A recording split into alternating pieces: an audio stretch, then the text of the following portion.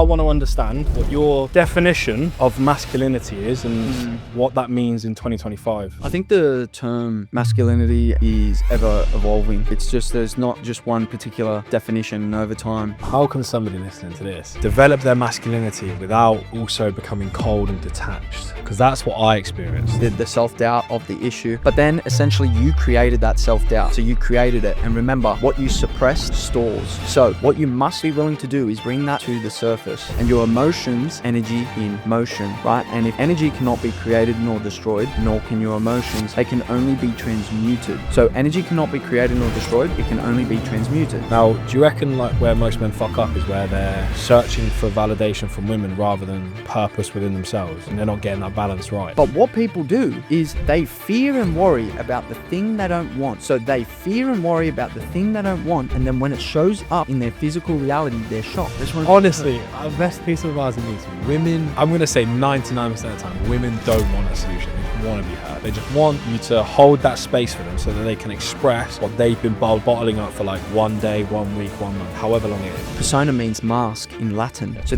your personality is just your mask. So it's more so beginning to understand your higher self.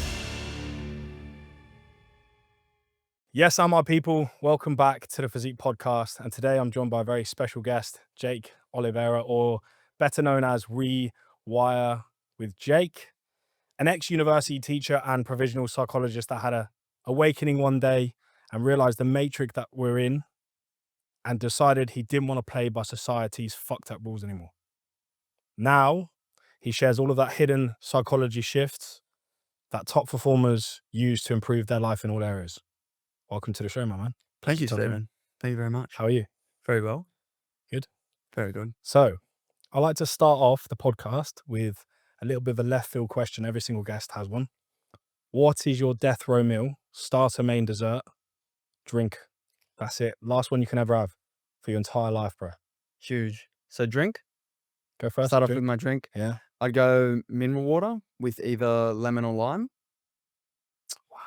You're the first person to say that. Sparkling water, yeah. I like that. Because I always used to think like everyone goes out, drinks alcohol, and they drink all these drinks, but I know they don't like them. I know they don't like these drinks. They're drinking them for another purpose. I'm thinking, look, maybe they don't like them, but Mineral water is good.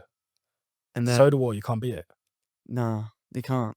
And because they're drinking these drinks, I'm thinking if I'm going to go out and drink something, I'm going to actually drink something I like, and that I enjoy, because I didn't really enjoy the taste of alcohol. So What about Coke Zero? Do you prefer mineral water over Coke Zero? yeah, Do you? yeah, To be fair, I think I drink more soda water now than I do Coke Zero. That's me. yeah. It's just, I don't know, though. They both have the bubbles, which gets me going, but there's just something about like just that little bit of lemon or lime. Crisp. It's amazing. Entree? Entree, I like that. You're the first person to call it that, but I like What do you call it? I just call it a main, bro. Oh no. With the That's entree, posh though, I like that. entree, I'm probably going with maybe some like sourdough. Yeah. Sourdough with some butter, like Butter, yeah. goat's butter or something Yeah. like that. Goes by, yeah. Yeah. Have to go steak. Yeah, Steak for the main. Yeah. I was just watching it actually on Eric Harland's YouTube. Erling Haaland, yeah, he's just started, right? Yeah. I was watching him eat the steak. What's the tomahawk? So I go with tomahawk. Yeah. And then for dessert, I'm a massive chocolate man. So probably like anything to do with like chocolate cake, chocolate ice cream, Nutella, even Biscoff actually. Biscoff, cheesecake, always. Yeah. All those like indulgence, even like cookies and cream, something like that. How strong that is. I like that. Mm. You're the first person to say mineral water and lemon and lime, but that's, if I'm thinking about what I would like, if I was like severely dehydrated and I'm about to die, soda water slaps. It slaps. It slaps, right? It actually slaps. I'm not even joking. Add a little bit of lemon and lime in there. Like, normally you'd add a bit of squash, but you can't have that here. We don't get it. No, you don't. But that's a strong death row meal, that is. What's yours? It flips and flops, mate. I'm not going to lie to you. It's always a steak or a burger. Starter, calamari, or some seafood of some sort, like maybe whitebait, calamari, prawns, then steak, and then probably some sweet potato chips, or some like triple cooked chippy chips, proper chips, and then dessert is always like a toss up between sticky toffee pudding or like a cheesecake, like a Biscoff cheesecake. Mm, And then drink, I normally go Coke Zero, but soda water with some squash. If I was to say what I would like, bro, 1.5 liters of soda water with squash is like thirst quenching, bro. mm. You know what I mean? It's the best. Right. So now that we've got that out of the way, let's get into the good stuff, bro. Love. You're a provisional or an ex-provisional psychologist. So you Yeah. know a lot about the brain, Mm, you know a lot about men. mm, So I want to understand what your definition of masculinity is and mm. what that means in 2025. I think the term masculinity is ever evolving. It's just there's not just one particular definition, and over time. And as I grow and evolve, I'm continuously learning about it as well. But I think in terms of my research and my studies and also my experience as a provisional psychologist and then also now with my clients, it's more of the essence of wholeness. And what I mean by wholeness is that we are an individual. So we are of dual nature, Mm. which means that as humans, we come here to learn duality, which is the good and the bad, the right and the wrong, the positive and negative, the light and the dark, the masculine and feminine. So we come here to learn both sides because in both sides in our DNA we have feminine and masculine. Just because a man is a male doesn't mean that he doesn't have feminine traits. And it's the polarization of the masculine and feminine that can bring you to the wholeness. So in terms of masculinity for myself and the definition that I believe today, it is to provide the essence of like rationale, logic, Mm. drive, and be able to hold space for the feminine as well. So whilst you have the polarization of having that strength, um, the rationale, the logic, the drive, certain level of control, you know, Mm. but then it's also bringing the balance of it as well, because in order for the feminine to feel safe, she needs to be nurtured, protected, secure, and you need to hold space for them. So it's not just you go out and work 16 hours a day and you neglect them. So I find that now in terms of, and again, this is just my definition over time and I'm still learning, but I feel that it's holding space also for the feminine, which can be one of the most masculine things that you can do. And that's from my experience as well within relationships where maybe I haven't been able to do that at certain periods of time, where I just became so lost in my drive, purpose, just things that essentially mattered to myself, and not being able to provide that time where I would check up more or be able to nurture and hold that presence Mm. for my partners or for my ex-partners as well. So I think that's what I've learned through my previous relationships, also looking at like my parents and society around me in terms of like my family, friends and their relationships as well. It's more so, yes, in order to be masculine, you can have that drive, rationale, logic, strength, be strong, but then it's also being willing to hold and be able to hold that presence for the feminine in order for them to feel safe around you and grounded as well. When did you personally realize that? So like a lot of what you just said there is like it's a process. Was there anything in particular that made you realize like, oh, do you know what? I need to understand this a bit more. Mm. I think through my previous relationships, it taught me a lot as well, because I wanted to be this masculine male by definition through what I'd learned through like high school. They even my parents are European, so seeing we had strong European values as well. So seeing my dad work all the time, he would come home, he wouldn't really engage or communicate too much, or he wasn't around too much. So that was my perception of what the masculine was. But then as I went through like university, I also had a few relationships. I started to realize that the formula that I had or the belief that I had, it wasn't working out to what it was supposed to. A lot of the time my ego was getting involved. I wasn't holding that presence for the feminine, and there was just so much miscommunication, and I felt like I was projecting a lot of the time my reality onto my partners. And through that, I was able to understand that it's the polarization, because essentially what I admired in them was something I was missing within myself or I was yearning within myself. So a lot of the time I knew I was this emotional, caring, and very nurturing man, but a lot of the time it was very hard for me to show that. And that's essentially why I would attract certain submissive or very feminine females on the exterior. And I found that it just wasn't working. My approach hadn't been working. So then instead of me suppressing my emotions and that nurturing side, caring side, and emotional side, I needed to express it more. And I've come to realize that more in maybe the last year and a half, especially through my studies as well, reading a lot of books in terms of like the universal laws, the Hermetic principles, has allowed me to gain a much better understanding of myself and also the universe, to understand potentially why I had acted the way I did, or why there was an imbalance within the relationships that I was in. Not necessarily always looking for an answer, but more so trying to understand myself, because I feel like if I understood myself better, I would then be able to love myself foremost, and then be able to provide that love as well to my partner. That's the key. Focusing on yourself that's my opinion, is that you're in control of everything as a man. You influence everything. Mm. Therefore, you should take responsibility and authority over yourself. That's where it starts for me. Like radical accountability. Yeah. You got to have that conversation with yourself, and you got to love yourself before you can protect and provide and be masculine for others in a consistent manner. We can dip at everyone. I'm absolutely convinced that everybody listening to this can dip in and out as much as they please, but it's being consistently in when you need to be, and having that range like we spoke about the other day, is having a range of emotions, and Mm, that neuroplasticity is what I like to call that, mm, in being able to tap into a certain part of your persona mm, where the space requires it. And I just wanted to get your thoughts on how social media impacts all of that in today's day and age, and because a lot of people spend a lot of time on social media. What's your thoughts on, did it impact you personally, or did your beliefs come from mm. your own personal experiences?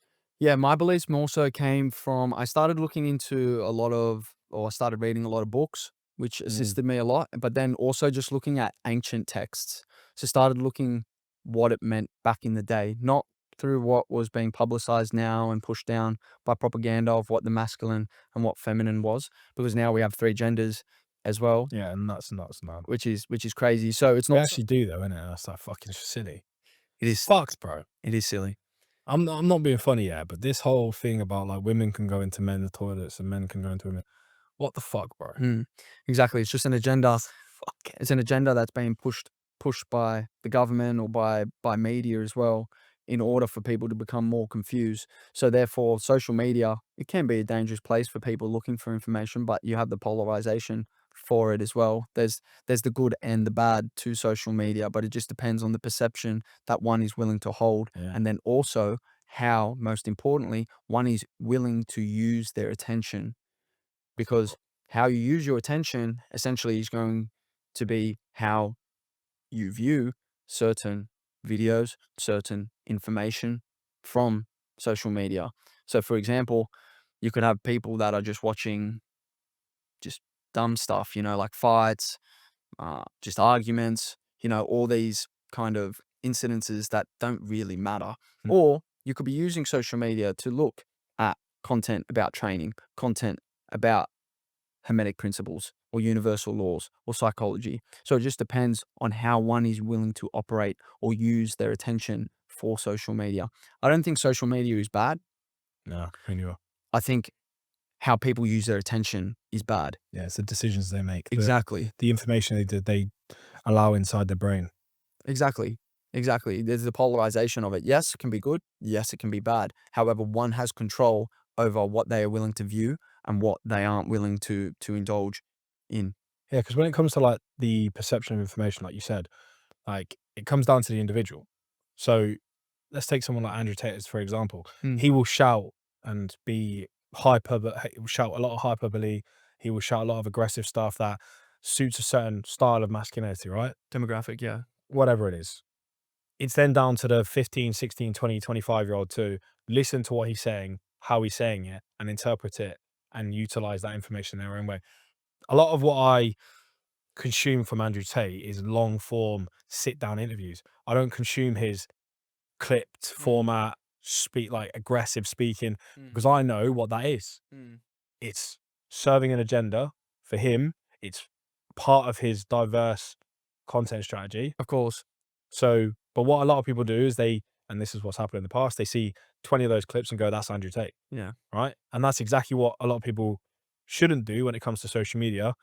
But it all comes down to doing your fucking research, Mm. opening your eyes, opening your ears and going, right, what am I actually listening to? Mm. How am I going to interpret this information? How am I going to utilize it? Mm. You know? And he's a master at it, because Yeah. essentially what he does is he uses one of the ancient Hermetic principles, the principle of polarity, to his advantage. He understands the more polarizing he is, the more he's going to be able to obtain more views, more attention, which essentially is more eyes on him and his business.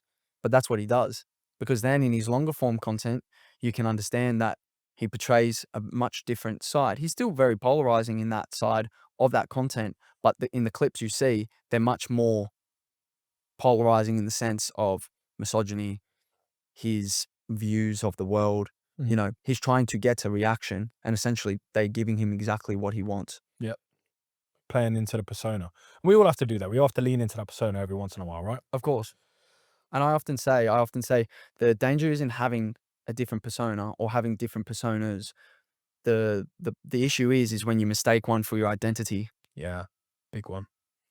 Yeah. I see that a lot in my industry with bodybuilding. Mm, They think because they're a bodybuilder 3 hours of the day, they're a bodybuilder 24 hours a day, and it becomes their personality. It becomes everything that they talk about, think about, speak about. mm, Right. And you just convolute yourself. You convolute your brain. You get lost very quickly. You don't know who you become, who you are, who you want to be. And as a man, you have to be very certain on all of those three things: mm. who you are, what you have been, and what you want to be need to be something that you understand, Of course. not guarantee that you are going to be XYZ, but understand where you've come from, where you are right now, and where you want to go. Exactly. And that's massive. And the reason being is because the universe mirrors your identity, and your identity is shaped by the thoughts and the emotions that you, one, think on a Mm. particular basis, and then also feel on a particular basis. Because many people have traumas, experiences, outcomes, right? But they all attribute their identity to these experiences. Mm. But it's not that. It is the thoughts and the emotions that are tied to those experiences, and that shapes their identity, because that's how they view themselves. But for example, me and you could experience the exact same occurrence, right? We could get bashed by our fathers, right? So if we're all hit by our fathers, Mm. but it doesn't mean we're going to interpret the event the exact same. No. And that's because the thoughts and the emotions that are tied to those events are going to differ. It's not the actual experience, it's just the thoughts and the emotions that we have perceived from that event. Because the execution's still the same. It's still one man hitting another man. Exactly. Yeah. Exactly. And I'm talking, we're getting hit the exact same fashion, the exact same strength, Yeah. but we're not going to interpret that event the exact same way. No. You're going to have a different thought to that event, and I am as well. And then with those thoughts, you are potentially going to have different feelings that you have felt during that experience, right? And then you are going to refer to that experience in a certain way opposed to me. It's not Yeah. right, it's not wrong, it's just our difference of perception of that event. How would you say, picking up on what you just said there, what kind of framework would a man need to apply to come to terms or accept something like that happening to them Mm, and overcoming it? mm. It's more of an awareness. Yeah. So awareness of what has happened, and it doesn't mean you suppress your emotions of that event. But essentially what a lot of people do in society today is suppress their emotions. And your emotions are energy in motion, right? And if energy cannot be created nor destroyed, nor can your emotions, they can only be transmuted. Mm. So energy cannot be created nor destroyed, it can only be transmuted. And that is the same for your emotions. So the event is still always there as long as you keep thinking about it Mm. and referring to the past. It doesn't mean you just forget about it. It means that you accept it and you're aware of what has happened, but then you are able to transmute the feelings that are tied to that event. Because essentially, if you don't, it's always going to linger and trigger you. It doesn't mean you have to forget what happened with your previous traumas, but it's noticing and being able to understand that as long as you don't transmute that energy and you suppress those emotions, it is always going to stay is store within your body. So when you say transmute, is that transferring energy or is that So transmute, motion? because what they teach in metaphysics and also within the Hermetic principles is that your memory is an illusion Uh-huh. and it's fallible. Yep. So we could experience the exact same event now, but we would interpret it differently. Neither of us is right or wrong. It's just based on our perception, Yep. right? So if that is true, that means that depending on past traumas, we could experience it differently. And the only way to be able to release the energy or the emotion that is suppressed is to transmute it. And by transmuting it is by looking at it through a different perception. And by perception is by looking at the incident in the best possible version. So for example, if we got bashed by our fathers, I could sit there and cry for weeks and be like, Daddy bashed me, I'm sad, right? But then that's going to affect the reality that I'm going to step into next because I'm going to be miserable all the time. Or I could look at it in a neutral event, a neutral aspect, where I'm just looking at it with facts only, no emotion involved. Yeah. My dad bashed me. I was a bit of an idiot. Or I could then put it in a different perception, which is, I call this the 3 timeline shift or split technique, where you then look at it in the best possible version. My dad bashed me because I need to be a better man, Yeah. or I need to learn my lessons, Yeah. because now I've just transmuted the experience to my favor and I have a better emotional output to the event. 100%. Yeah, that's exactly why I asked you that question because I want the listeners to understand the concept of what transmuting is. As like you said, you've got your own reality, you've got your father's reality, and you've got the real reality. Mm. You've got three, right? Yeah, One, two, three. you have the worst case. Yes. So I call it the 3 timeline shift or split. You look at it, you look at the memory in 3 different scenarios. So the worst possible one, which a lot of people do in terms of the self-doubt, fear, shame, guilt, that is usually with that event. Neutral aspect, just Yeah. facts, and then the best possible version of it. And then you want to perceive it through that lens, through the best possible one, because there is the highest emotional output that you would attain through that experience. What do you think men don't do often enough when it comes to that process? The first step to anything is awareness. It's radical accountability. Yeah. And I feel that a lot of people in society today are so easy to project that something didn't go right Mm. onto someone else. So I lost my job because of my boss. Nah. I didn't lose weight because I didn't have a good trainer. Or I didn't lose weight because it was okay to go out on the weekend and drink 10 beers.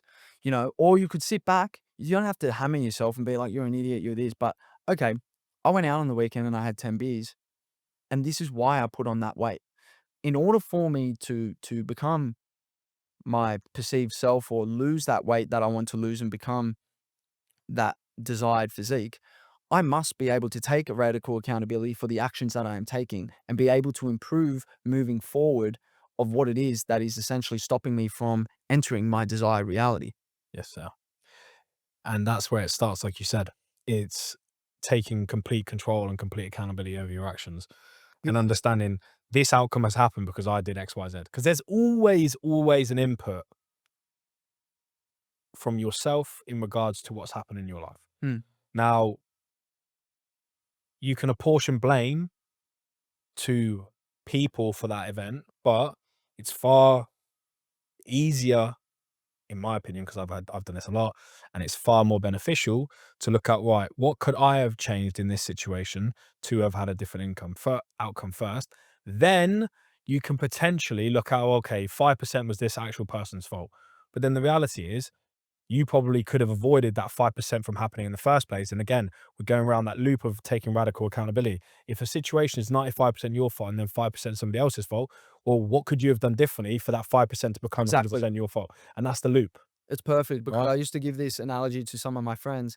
If I understand some people are doing things that I don't necessarily enjoy or that could potentially get me in trouble, if I place myself in It's your that fault. environment, that is not their fault. No. That is my fault. I'm aware of potential consequences that may come with the actions I take with hanging out with these certain Yes. group of people. So if something is to happen and they cause the ruckus and cause the problems, but I am still there, it is not their fault. That is my accountability because I'm aware that this could be caused. Therefore, I'm in this situation and I have placed myself in this situation. Volunteer. Instead of going, oh, she did this or he did this, you know, no, that is purely on me because what that is going to allow me to do is one, learn, and then two, be able to take actionable steps next time in making a decision where I might be infiltrated to peer pressure or, Yes. go have that drink or go take that drug, because it's not them peer pressuring me. No, that is me. I'm putting myself in an environment where I know potentially what is going to come with it. Yes, sir. It's funny you say that because I have an interesting situation that happened to me in Thailand. I don't drink ever, right? The last time I ever drank was when I was in Phuket hanging around with two lads. And this is exactly what you're fucking talking about here. These two lads aren't in my life now. However, I put myself in that situation. I made certain decisions, certain outcomes took place because I put myself in that environment. And I knew that I shouldn't have really been in that environment in the first place. But because I was on holiday and I was in between committing between Thailand and Bali, I decided to make that decision. I then reflect upon that and go, well, that was a rather silly decision. Hmm. So what do we do to not put myself in that environment and therefore not make the decisions that were made in that situation? Exactly. Exactly. Why don't men do that? So what is stopping them from doing that? A lot of the time, everything stems down to your beliefs. Hmm. The beliefs that you interpret yourself, the beliefs of the world, the beliefs of what people have as fun. Because some people have the belief that drinking and Oh, taking that's a good one, that is. Their belief of what fun is. That's a big exactly. one. That's massive. Exactly, because It's huge. my idea of fun, as boring as this might sound to people, is reading books, watching YouTube videos, Yeah. learning about the universe, Oh, praying sorry. to God, doing these things, which people would be like, oh, that's so boring. But to me, Fuck you. going out, drinking alcohol and things like that, I'm like, what? Couldn't care less. I couldn't. But however, I used to do this. Yeah, yeah, yeah. I used to do Yeah, I this, feel you. and I don't judge people that do it. It's just more so that people's perception and beliefs of fun are essentially dictating the realities they step into, you know? And Because your version of fun can change. of That's course, growth, right? That's maturity. That's agree. emotional intelligence. It's transmuting. Yes. You're transmuting your beliefs. You're just altering them. And this is what I often teach a lot of my clients is that beliefs aren't right or wrong. There is only two categories for beliefs, only two. And the only two you need to know, they are either serving you or they are controlling you. That is it. There is no right or wrong. There is no good or bad. There is no positive or negative. And I'll give you an example is if you like dogs and I like cats and we see a dog in front of us, you have the belief that dogs are great, right? I have the belief that dogs are bad. Who's correct? Neither. There is a belief that is serving you and a belief now that is controlling me. And I have an emotional output to that stimuli or outcome or event.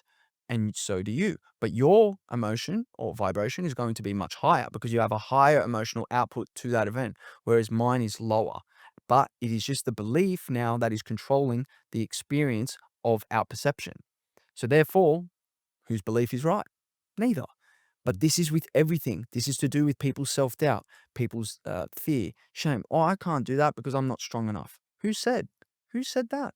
That's just your belief. Yeah. You're Who not has strong. said that? The reality is no one. No one. It's just your It's a internal figment dialogue. of your imagination. Exactly. You've convinced yourself. It's like if you tell a lie 1,000 times, it becomes the truth, eh? But then this is where it gets even more bizarre because think about it. Everything starts in your imagination. Yeah. Everything. If you want to go brush your teeth, guess what you have to do? You have to think That's about it right. first. For an airplane to exist first, people were going by boats. Portugal to Australia, let's say. What's that? Maybe 48 hours by boat. They're like, I'm sick of this. I want to go in the air. This is before airplanes existed. Yeah. They're like, wow, how could we do this? Okay, we'll go in the air. All right, we're probably going to need some wings. We'll get an engine. How does it work? It all started in the mind Yeah. because consciousness created everything. Everything was already created. Everything. Consciousness was created, so therefore everything is created because it all exists in your mind. It's the first Hermetic principle, which is the all is mind. The universe is mental. Because for anything to exist in your reality, it must be thought about first. Mm. That starts with self-doubt. You spoke about self-doubt.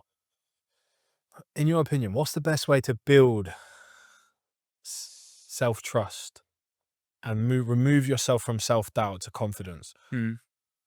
What would you rely upon now, given the information that you have, and fast track your way out of that? Yeah, that's a really good question. So the first is always awareness. So you need to be aware of the self-doubt of the issue. Yeah. But then essentially you created that self-doubt. So you created it. And remember, what you suppressed stores. So what you must be willing to do is bring that to the surface. So bring it to the surface, write it out, look at yourself in the mirror, Yeah. but you must be willing to accept it and love it for what it is. Because if you can accept and love the self-doubt and be able to give yourself that love, then you are able to move forward from it because you created it. Mm. You created it. So therefore, you must be willing to accept it, to move past it. Because for as long as you're not willing to accept it and then move past it, it's going to always linger and be around. And this can come through journaling, through writing it out, Mm. voice notes if you wanted to. But then it is also taking actionable steps in order to embody the identity that you want to create. So, for example, if someone wanted to be more structured and they had the self doubt that they weren't disciplined enough, start small. What is it? Brush your teeth in the morning, go for a 10-minute Yeah, walk, tick boxes. you know, do 5 minutes of visualization. I work with a lot of my clients on this. It's not jumping in the deep end. If I didn't know how to swim, I ain't going to the beach. I'm going to start in the shallow end or the toddler's pool. Yeah. I'm then going to move to the kiddies pool. Then, you know what? I'm going to move to the 25-meter lane pool. Then I'll start the 50. Look, I'm not saying you can't jump from 0 to 100, but your nervous system essentially wants to feel safe whilst you are doing it. So whilst you're stretching yourself and being able to make incremental changes, it would probably be more wise to do it in smaller steps. I'm not saying that's In low stress environments. yes, just slowly edging your way towards it. Because if you go too far, your nervous system may stress too out and it could cause exhaustion as well. Mm. Yeah, it's very interesting you say that, because there's different spectrums of self-doubt, right? There's negative self-doubt and there's positive self-doubt, in my opinion. I look at my reality of self-doubt is, am I going to be a good enough partner? Am I going to be a good enough dad to Monty? Am I going to be a good enough son? Am I going to be a good enough coach, mentor? And I look at that in the prism of, okay, well, I want to achieve excellence in all of those areas. Mm. Well, how do I do that? But that self-doubt is still, well, okay, if I don't do this today, I miss the opportunity to capitalize on making those Yeah. outcomes reality. Mm. That's how I view it.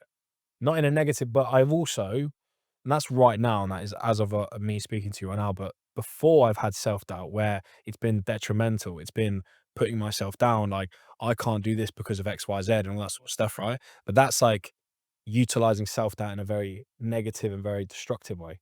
Mm.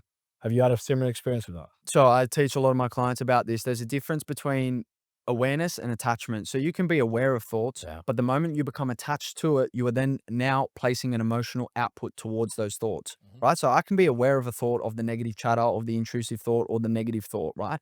You can't do this, or you're not strong enough to do this, or you're not going to be this. I can be aware of it, but if I attach myself to it and I ruminate on it, then now I'm more able to provide an emotional output towards it, which is essentially going to be in the lower vibration, a lower emotion, fear, shame, guilt, right? However, if I'm aware of it, just like a plane, I just let it run its course. I just observe the thought. It goes. I go continue my activities, right? But what a lot of people do is they latch onto it. They attach to that thought. And the longer you attach to that thought, the more your nervous system is going to feel frightened. It's going to start to delve into those lower vibrations, those lower emotions. So yes, you can be aware of it, but then it's another thing when you start attaching yourself to it, because the universal language is emotion. Mm. And the way you feel certain emotions is through the repeated thoughts that you are thinking.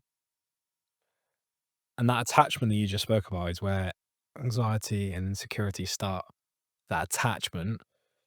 And then what we can do is we can snowball that attachment. And what happens is, with anxiety, with insecurity, it then becomes something far bigger than it ever was at the beginning.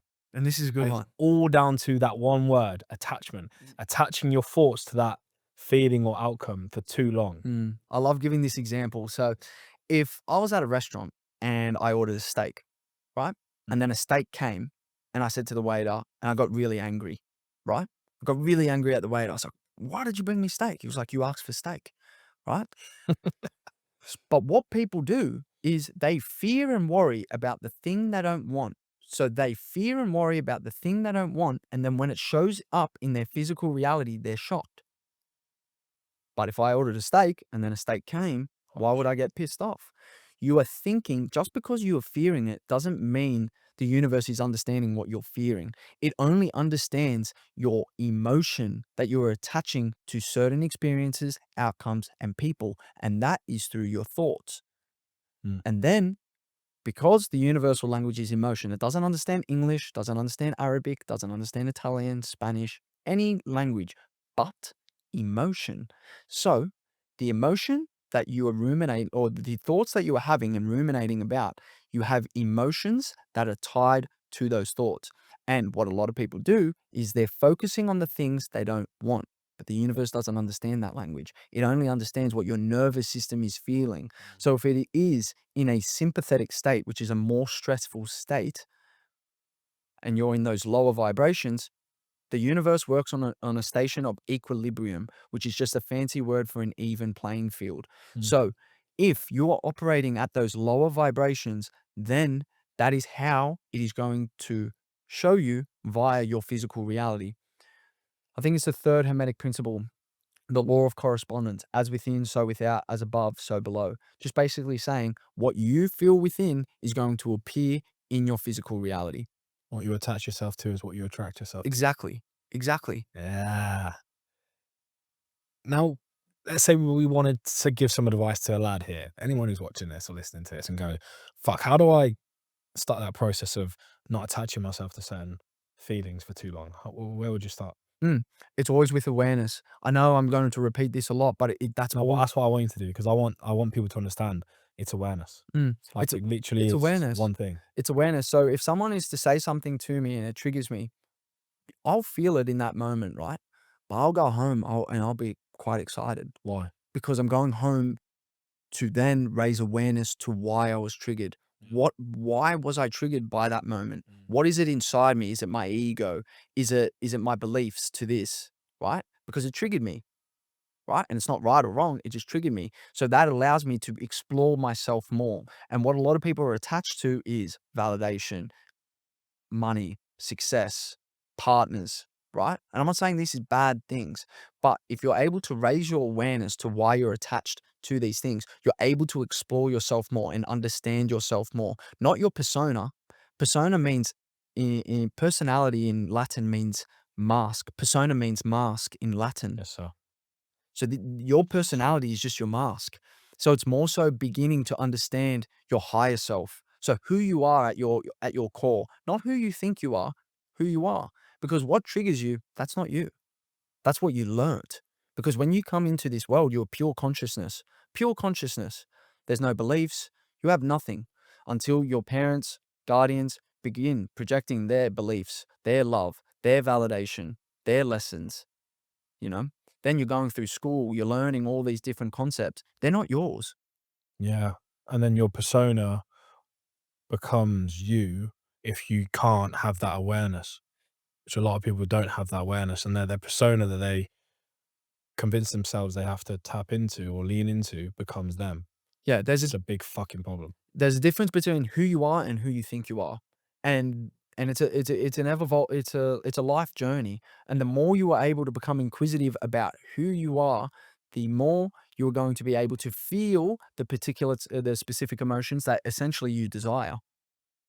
And that's why I say to people, try and find those triggers when you can, because if you have harnessed that ability to have that really healthy feedback loop of awareness, understanding, digesting, and action, then you go and search for those triggers. You put yourselves in those uncomfortable situations so that you can start to trigger yourself in different ways.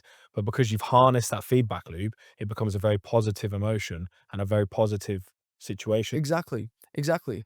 And because a lot of people, and this is what I often say is being unconscious is hard because then people are attracting or they're seeing things in their realities that essentially they don't want. But then also doing the work, you could frame it is hard as well. You know, there's a lot of introspection to be needed, journaling, meditation, visualization, but the fun is in the work. And that's Mm. what I believe we're here as individuals or humans to come to earth is to learn the duality of our nature and essentially realize who we are to our core, not who the world taught us to be, not what the schools taught us how to learn, or the universities, or the media, you know, spreading all this fear and propaganda. Like who are you to your core? And it's not you need to figure it out. You don't need to figure it out after today. You don't need to figure it out in the next year. You know, just be committed to doing it lifelong. You know, it doesn't mean you can't enjoy your life, go have a beer, go have a drink, you know, or go have a party or go to a festival, you know you can master it. You know, you can be the best in both realms. Yeah. But what a lot of people do is ignore the self. They ignore those triggers and they suppress them. And then what's suppressed is stored and it'll come back. It'll come back eventually. And it'll come back like a volcano. Mm, And when you least expect it, and when you haven't got the capacity nor the skills required to control it when it erupts. mm. Well, think about it. Like, think about what's a midlife crisis? Who made that term up?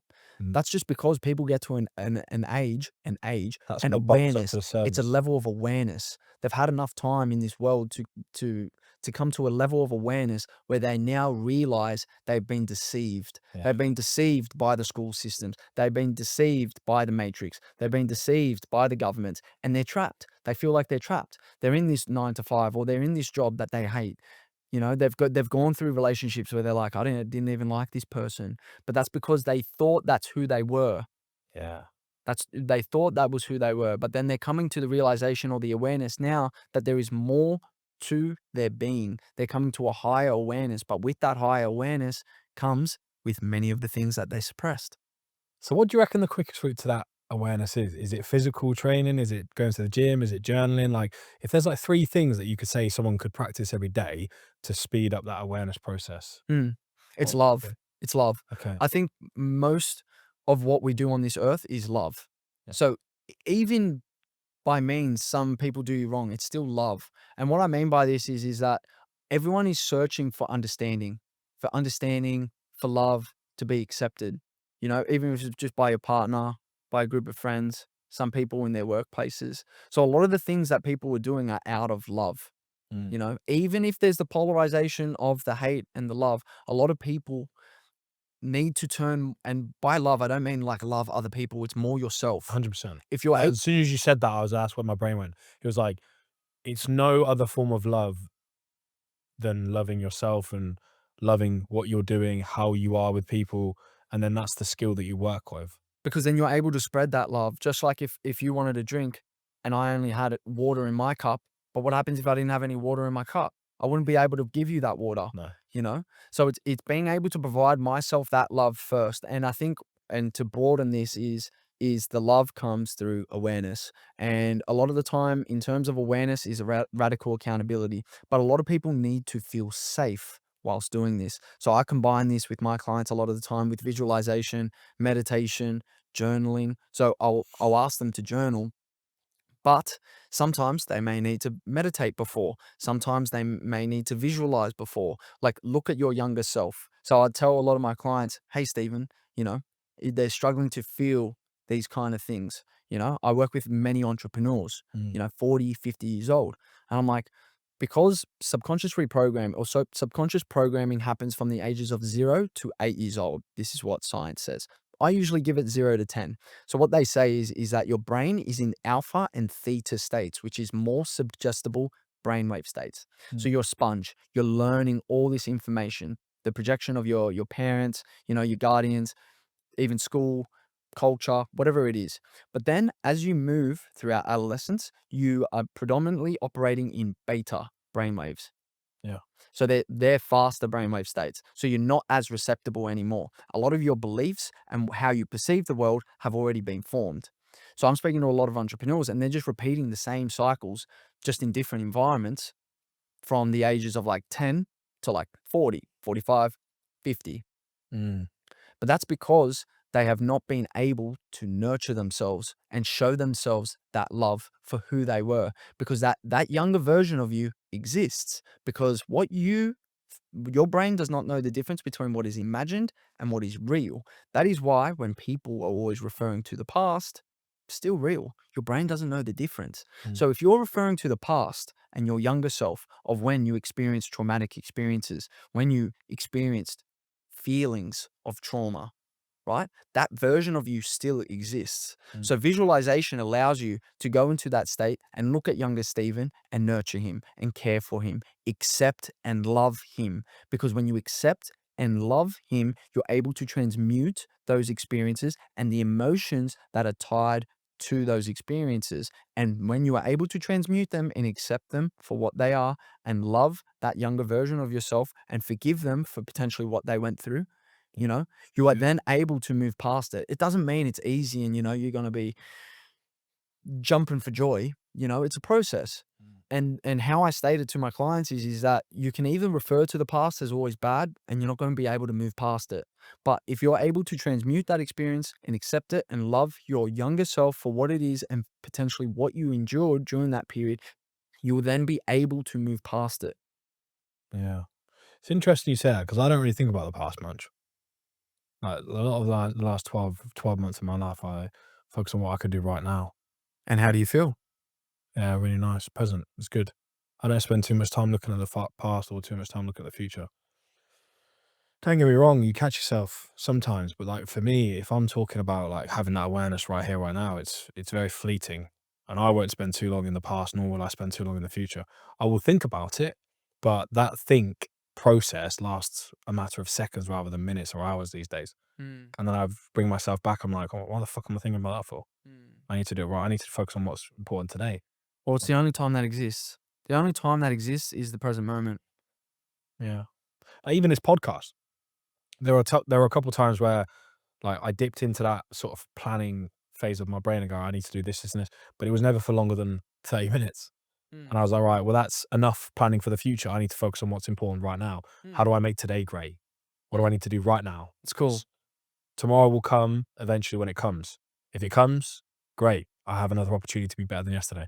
But I need to focus on what I'm doing right now. Mm. That's how I work, and that's No, how my brain works. and that's fantastic because essentially the past doesn't exist. Yeah. Your memory is fallible and it's an illusion. That's interesting, isn't it? That's why I would say to guys listening to this is that the future hasn't even happened yet, and the past is something that you can't do anything about. But now, right here, this very second, is what you can impact. And Exactly. that's the level of presence that is required, in my opinion, to be a high value man and a masculine man is to be able to be in tune with their present emotions and act accordingly. Hmm. There's a lot of nuance to that, but No, to summarize, I think that's what that's really good. I believe. Because essentially, if you're feeling a certain type of emotion through particular thoughts that you're repeating, you need to bring them to the surface, just like we spoke about Mm. earlier. Because if you avoid them, which many people in society do, they will avoid those emotions, then they are going to be able to be triggered by them as well because they haven't accepted them. Yeah. If you could give a message to your younger self right now, what would it be? I'd I'd probably say you're such a happy and joyous kid. You're full of love. Don't let the world tell you who you are or who you need to be. I feel like that at a young age, I was so vibrant. Even though now I still consider myself a vibrant person, but I was just full of joy. I was pure, I was full of fun. I didn't really take anything too seriously, you know. And then I think as my adolescence rolled in, going through school, going through university, I allowed to be swayed a little bit, not a whole lot. I wouldn't say a whole lot, but I'd say more swayed in terms of the emotions I felt, and a lot of the emotions I felt were from the beliefs that I had. I looked up to my parents and I thought, God bless my parents and I love them, but I thought that my life was going to look exactly like theirs, because they'll telling me this is the way to do things or this needs to be done, So then I actioned upon them, and actioning upon them, I was achieving what I needed to, but essentially it wasn't making Based on me their reflection of what you need to do. exactly. And then I moved past that, and I felt like I was still conditioned and programmed through, school, university of what to be, who to be, I was studying psychology. I was going through that as well. But I remember through there, I think I was meant to study psychology because the reason I studied psychology was I came to the awareness that I was being deceived. I came to the awareness that I was like, I think this isn't it. I don't think this is it. And I then began to look deeper within myself. I was able then to have that reflection upon myself. And I would say that's probably been like a 5 or 6 year journey. I'm still doing it every day, So every, something that doesn't stop. but I consider it fun. I framed it fun. Of course it's fun. The fun is in the work Oh, what's the alternative? to live unconsciously. And It's then a you're, very sad reality. and then you're controlled or dictated by essentially your unconscious desires of people who they think they are instead of who they actually are. Do you know what was one thing I'd just before we wrap it up? You were talking about safe space. In my opinion, there's no safer space than here. You control everything that's in here. That to me is a safe space where you can limit distractions, limit the obstacles, limit the noise. And that's the only place that happens is here. Everything else is somebody else projecting X, Y, Z or making you do this, do that. This here is the safest fucking place that you can ever be. And I know you don't necessarily like reading too many books, I but can't. I just can't. I but can't do what it. what I think you're going to do, because I mentioned it, I think maybe a third of the way through this podcast, is what you just said is the first Hermetic principle, and the Hermetic principles were created by the ancient Egyptians. This was way back in the day, and this is the information that is hidden. This is what it's not taught in schools. It's not going to be taught in universities either. And the reason being is they don't want you to know this. Is the principle of mentalism. It's the first Hermetic principle. The all is mind, the universe is mental. And you just explained it. That is exactly what you said. And that's the truth. It's the truth. Everything is mental. We could have the exact same experience right now, but depending on our mentality, Mm. we could perceive it differently. You could cast, The listeners could. yep, listeners as well, Crazy, isn't it? Exactly, because the universe is mental. You want to brush your teeth? Think about it. Yeah. You want to go to the gym? Think about it. And then it becomes habitual and then it becomes subconscious. And then that's when we start to go into the never levels. And then there's levels to this fucking game, people. There's levels to the fucking Exactly. game. It's the best. And this is, I So believe, it's fun. exactly, it's the best. It's the Always most a new fun. level. There's always a new level. As my sole purpose, I think, in this lifetime will be to educate people on this for as long as I can live. Oh, the levels are endless, bro. I mean, I look at it and I look at my journey and I go, well, I just feel like I'm getting warmed up. You are. That's what I mean, though. Yeah, of course. Like, and I look at people who are probably 10 years behind where I am and like 38 years old and don't have the mindset I have. I'm like, fuck, man, I feel sorry for you because you've got 10 years less life than me, but 10 years of life to live, which is fucking mental when you say it out loud. But when you meet a 38-year-old or someone in their 30s and you look and go, fuck, man, you are like where I was when I was 21. I think that's fascinating. I momentarily feel sorry for them and I go, well, ain't my fucking problem. Right? It's more so being able to show them that empathy and that love Yes. as well, because of what they've potentially been through. If, in my opinion, they warrant that energy from me.